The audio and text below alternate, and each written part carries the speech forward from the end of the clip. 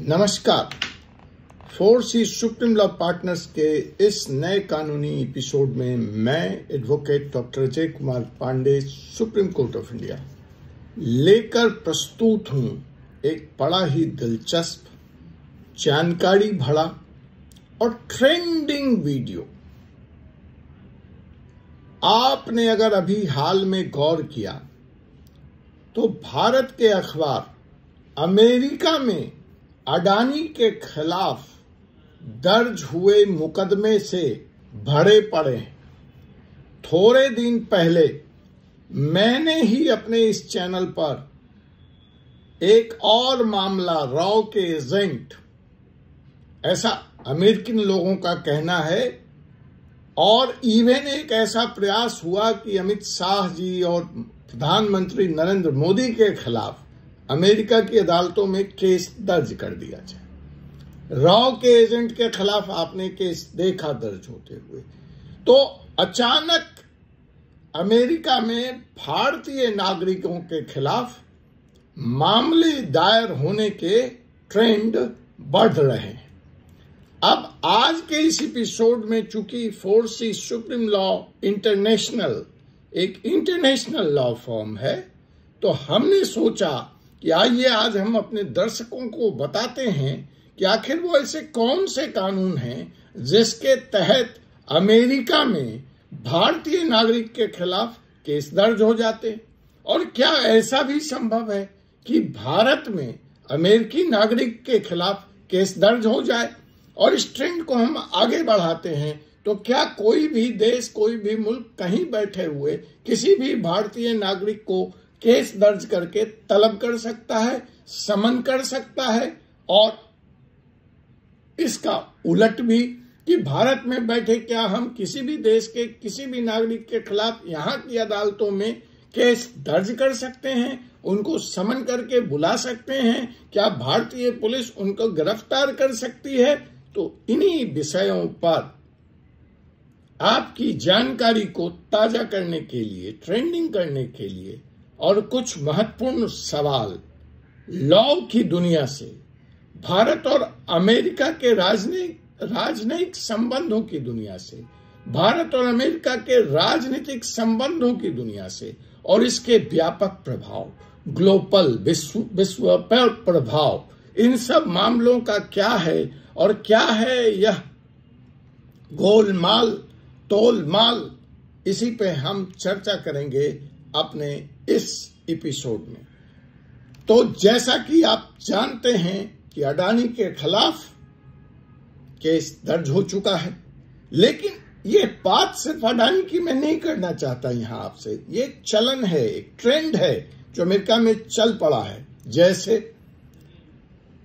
विकास यादव जैसे high profile नाम है, पन्नू जैसे व्यक्तिगत मामले हैं, और अब अडानी। तो आखिर यह ट्रेंड बढ़ क्यों रहा है? किन कानून के तहत ये केस दर्ज होते हैं? और सबसे बड़ा सवाल कि इसका भारतीयों पर क्या असर होगा? तो जैसा कि आप देख रहे हैं कि लगातार इस तरह के मामलों में इजाफा हो रहा है, और यह इजाफा दोनों तरफ का है। व्यक्ति के खिलाफ भी मुकदमे दर्ज हो रहे हैं और भारतीय कॉरपोरेट के खिलाफ भी मुकदमे दर्ज हो रहे हैं। जैसा कि मैंने आपको बताया, विकास यादव जिसका नाम एक फर्जी बारे में सामने आया है से जुड़े एक विवादित मामले में सामने आया है। पन्नू जिसका मामला इमिग्रेशन कानून के उल्लंघन से संबंधित है, और ताजा तरीन अडानी जो अमेरिकन सिक्योरिटीज लॉ के तहत जिस पर वित्तीय अनियमितता करने का आरोप है।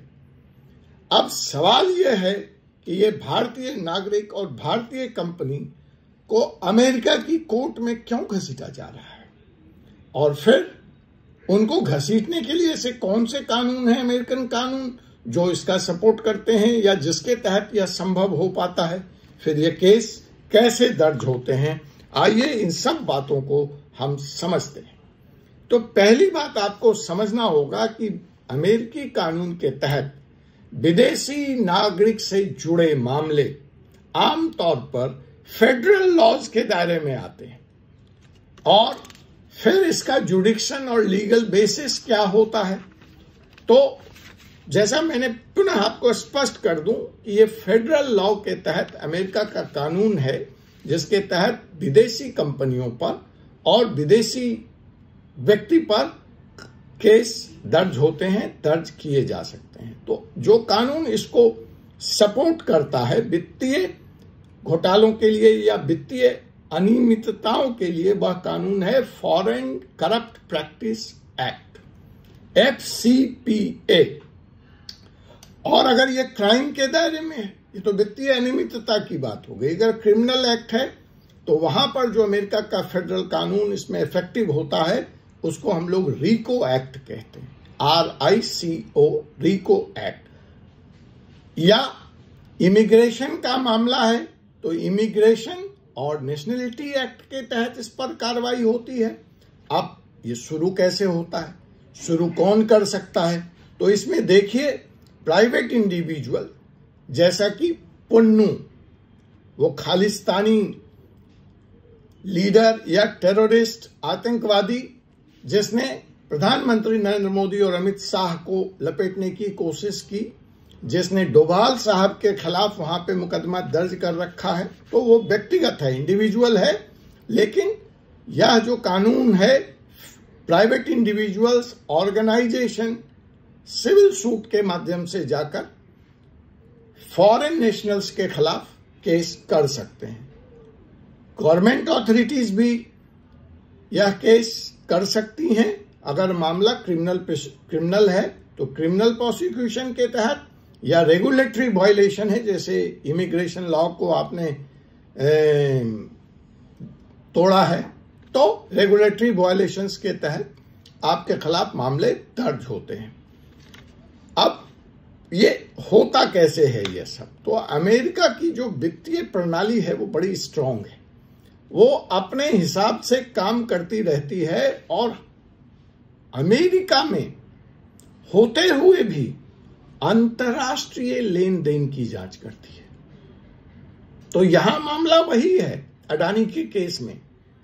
आरोप यह है कि अडानी ने यहां पर सोलर पावर के कॉन्ट्रैक्ट को हासिल करने के लिए आंध्र प्रदेश के सीएम को घूस दिया, छत्तीसगढ़ के सीएम को घूस दिया। तो देखिए लेन देन जो क्राइम है वो हिंदुस्तान में हो रहा है, लेकिन नजर कहां रखी गई, इन्फोर्समेंट डायरेक्टरेट के द्वारा अमेरिका में, और इसमें वित्तीय अनियमितता पाई गई बड़ी, इसलिए अडानी साहब के खिलाफ केस दर्ज हो गया। तो ये अमेरिकन वित्तीय प्रणाली अंतर्राष्ट्रीय लेन देन की जांच करती है। और इसको कौन सा कानून सपोर्ट करता है, भारत इस पे आपत्ति नहीं कर सकता, अपोज नहीं कर सकता, या भारतीय नागरिक अपोज नहीं कर सकता। क्यों? बिकॉज हम म्यूचुअल लीगल असिस्टेंट ट्रीटी के तहत, MLAT, mutual legal assistant treaty के तहत सबूत साझा करने के लिए कर्तव्यबद्ध हैं, वचनबद्ध हैं। अगर अमेरिका हमसे ये डिटेल मांगेगा तो हमें देना पड़ेगा। Of course vice versa is also true. तो जो अडानी जी के कॉर्पोरेट मामले हैं उसमें जो केस दर्ज किया है अमेरिकन डिपार्टमेंट ने, वह है सिक्योरिटी एक्सचेंज कमीशन, SEC, और डिपार्टमेंट ऑफ जस्टिस इस पर कार्रवाई कर रही है। अब ये अचानक अडानी का नाम आने से, विकास यादव का नाम आने से हमें ऐसा लग रहा है कि अमेरिका हमलावर है, भारतीयों पे हमला बढ़ रहा है, कानूनी हमले बढ़ रहे हैं। लेकिन इसकी पृष्ठभूमि बता दूं कि ऐसे मामले पीछे भी, हिस्ट्री में भी, इतिहास में भी होते रहे। अब जैसे इसमें आप कहें कि कुछ चर्चित मामले, वकील साहब उसकी हम यहां चर्चा कर लें, जरूर कर लें। तो एक राजा राज रत्नम केस है गैलोन ग्रुप का, जिस पे आरोप लगा था कि वह इनसाइडर ट्रेडिंग करते हैं, और इस केस में गैलन ग्रुप के चेयरमैन राजा राज रत्नम को 11 साल की सजा दी गई थी। दूसरा केस है इन्फोसिस वीजा फ्रॉड केस। जी हां, इन्फोसिस वीजा, इन्फोसिस, वही बेंगलोर की फेमस आईटी कंपनी। तो 2013 में इन्फोसिस पे वीजा फ्रॉड करने का आरोप लगा था और डिपार्टमेंट ऑफ जस्टिस के साथ $34 मिलियन का सेटलमेंट किया था। तब कहीं जाके इन्फोसिस की जान छूटी थी। नीरव मोदी और माल्या केस से तो आप वाकिफ हैं ही। इनको भारत लाने की, प्रत्यार्पण की कोशिश लगातार चल रही है। तो ये सारे मामले को अगर सम्यक रूप में देखा जाए तो स्पष्ट हो जाता है कि भारतीय न्याय व्यवस्था और अमेरिकी न्याय व्यवस्था, भारत की न्याय प्रणाली और अमेरिका की न्याय प्रणाली, भारत के और अमेरिका के कानून कैसे इस MLAT एक्ट के तहत आकर जुड़ जाते हैं। जो लोग भारत से अपराध करके अमेरिका गए हैं उनके खिलाफ भारत कार्रवाई कर रहा है, और जो लोग अमेरिकन सॉइल पर या अमेरिकन कनेक्शन के तहत कोई क्राइम कर रहे हैं, भले वो भारत में हों, उनके खिलाफ अमेरिका अपनी अदालतों में कार्रवाई प्रारंभ कर रहा है या कर चुका है। अब कुछ मामलों में स्वाभाविक है ट्रायल चलेगा, तो कुछ मामलों में आरोपी बरी हो जाते हैं, और जहां पर आरोपी का आरोप सत्य साबित हो जाता है तो उनके ऊपर भारी जुर्माना या सजा या दोनों लगाई जाती है। लेकिन इसके परिणाम हमेशा गंभीर होते हैं, दोनों ही स्तर पर, कानूनी स्तर पर और सामाजिक स्तर पर। चलते चलते हम बात कर लेते हैं उन कानूनी असर की। सबसे पहले जो इसका खौफ होता है, आतंक होता है, वो भारतीयों पर होता है। व्यक्तिगत प्रभाव पड़ता है, मेंटली आदमी इफेक्टेड होता है, यात्रा पे प्रतिबंध लग जाते हैं, उसके वीजा रद्द हो जाता है और प्रत्यार्पण की प्रक्रिया भी आरंभ हो जाती है। अगर कॉरपोरेट मुकदमे हैं तो कॉरपोरेट को की संपत्ति जब्त कर ली जाती है, जुर्माना लगाया जाता है, बाजार में प्रतिष्ठा का नुकसान होता है। अगर नैस्डैक पे वो कंपनी के शेयर लिस्टेड हैं तो उसमें भारी गिरावट होती है। राजनीतिक तनाव, इन मामलों को लेकर दोनों देश के बीच में डिप्लोमेटिक रिलेशंस भी इफेक्ट होते हैं, उनमें भारी तनाव आ जाता है और अंततः ये आपराधिक मुकदमे भारत और अमेरिका के रिश्तों की परीक्षा लेने लगते हैं। अब भारत क्यों मजबूर है अमेरिका को कोऑपरेट करने के लिए? तो उसके लिए हम जानते हैं कि आखिर वो ऐसे कौन से अंतर्राष्ट्रीय कानून हैं और ऐसी कौन सी ट्रीटी भारत ने अमेरिका के साथ साइन कर रखी है।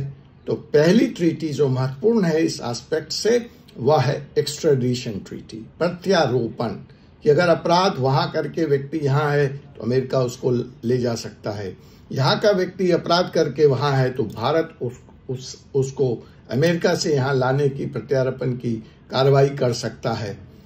तो इस ट्रीटी के तहत उन्हीं अपराधों में व्यक्ति को वापस लाया जा सकता है, इधर वे यहाँ या वहां, जहां वो अपराध दोनों देश में कॉमन है। अगर फ्रॉड यहाँ भी कॉमन है वहां भी कॉमन है, तो जहां पे वो कॉमनिटी है दोनों कानूनों के तहत संबंध, तो वो उसको प्रत्यार्पण की रिक्वेस्ट एक देश दूसरे देश से कर सकता है। लेकिन अगर आरोपी पे जो आरोप है वह अमेरिकन लॉ के तहत अपराध नहीं है तो आप उसके लिए अपील नहीं कर सकते, और उसी तरह से भारत में अगर वो अपराध नहीं है तो अमेरिका उस व्यक्ति को प्रत्यारोपण की अपील नहीं कर सकता है।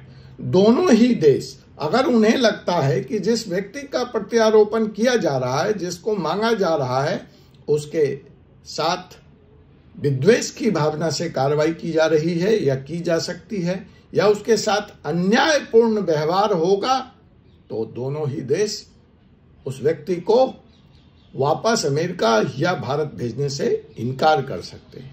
मैंने ऊपर ही कहा, ये तो अंतर्राष्ट्रीय कानून के तहत अमेरिका और भारत के संबंधों के, कानूनी संबंधों का मैंने ब्यौरा दिया।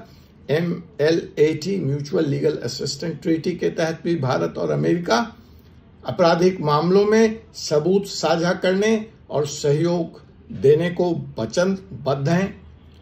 अंतर्राष्ट्रीय कानून के तहत अगर कोई व्यक्ति सीमा पार करके कानूनी जिम्मेदारी से बचना चाहता है तो अंतर्राष्ट्रीय कानून इसका समर्थन नहीं करते, वो ऐसा नहीं कर सकता। लेकिन साथ ही अंतर्राष्ट्रीय कानून इस बात पे भी जोर देता है कि किसी देश की सॉवरेनिटी, संप्रभुता पर हमला नहीं किया जा सकता, उसका भी सम्मान जरूरी है।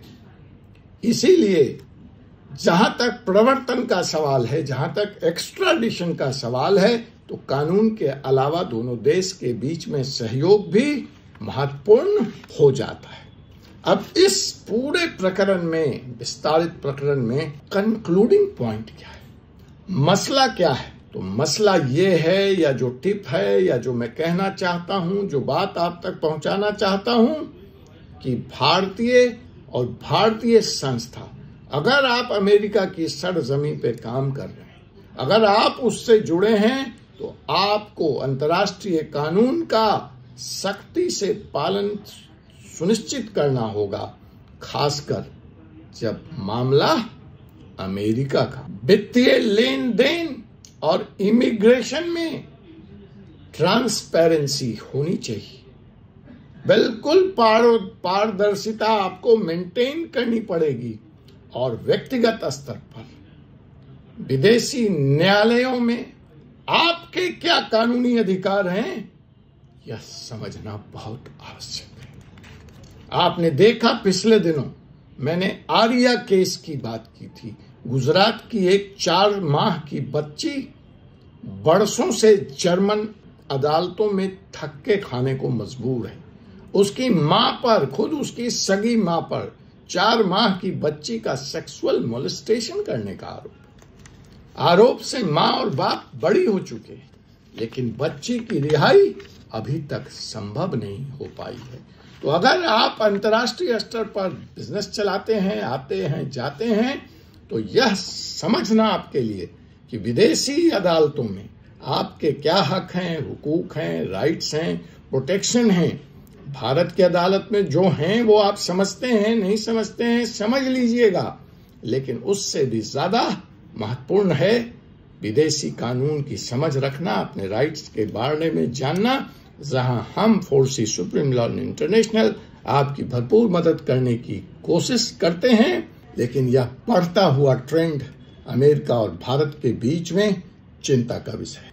यह भी साबित करता है कि भारतीय, चाहे वह देश में हो या विदेश में हो, उन्हें अपने आप को एक नई व्यवस्था के लिए, एक सख्त व्यवस्था के लिए, एक कानूनी व्यवस्था के लिए, एक कानूनी दुनिया के लिए खुद को तैयार करना होगा। याद रखें, वैश्विक मंच पर जवाबदेही की मांग है, अकाउंटेबिलिटी की मांग है।